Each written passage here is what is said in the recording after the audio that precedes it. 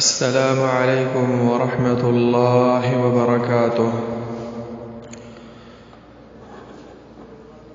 د دې یو ملګری سوال دا دی چې په رکوع کې سړی دا اذکار چې کوم وارد دي دا یو ځای کولی شي، یعنی جمع کولی شي، په یوه رکوع کې دوه درې یو ویلی شي که نه شي؟ په رکوع کې اصل کې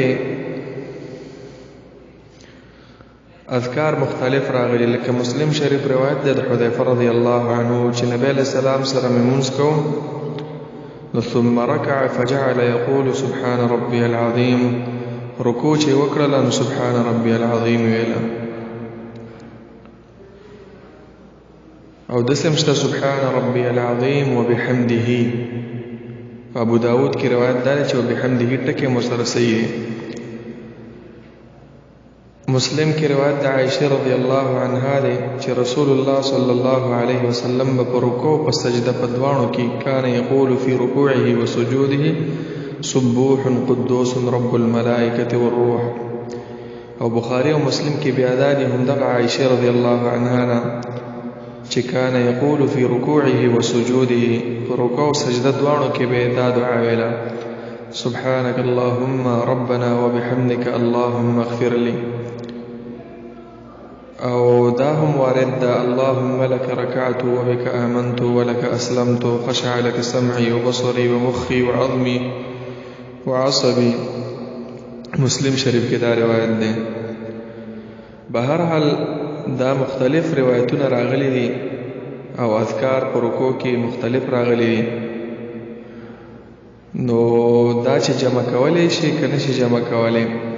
نو اصل کې په دې کې یو حدیث دی، نبی علیہ الصلوۃ والسلام فرمایي اما الرکوع فعظموا فيه الرب. هر چې رکوع ده په دې کې د الله تعظیم، د الله لویوالی بیان کوي.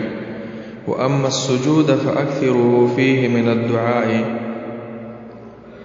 او هر چې سجده ده په هغې کې ډېرې دعاګانې وکوي، یا فاجتهدوا د دعا غختلو کې کوشش وکړي فقمن ان یستجاب لكم، یعنی قریب ده چې د دعاګانې ستاسو قبول شي. وګورئ د رکوع باره کې فعظموا راغلی تعظیم.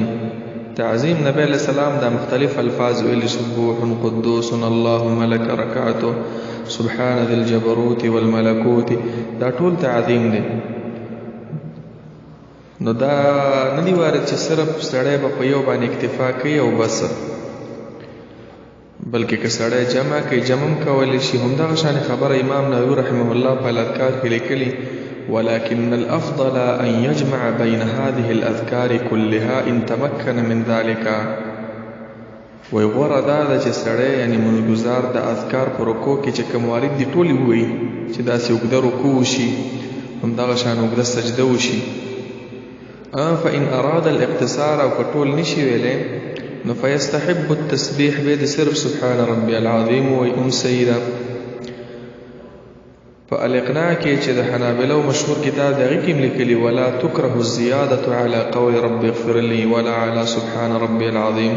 که سبحان ربی العظیم نه سړی زیات وي هم ویلی شي، دا څه مکروه کار نه دی.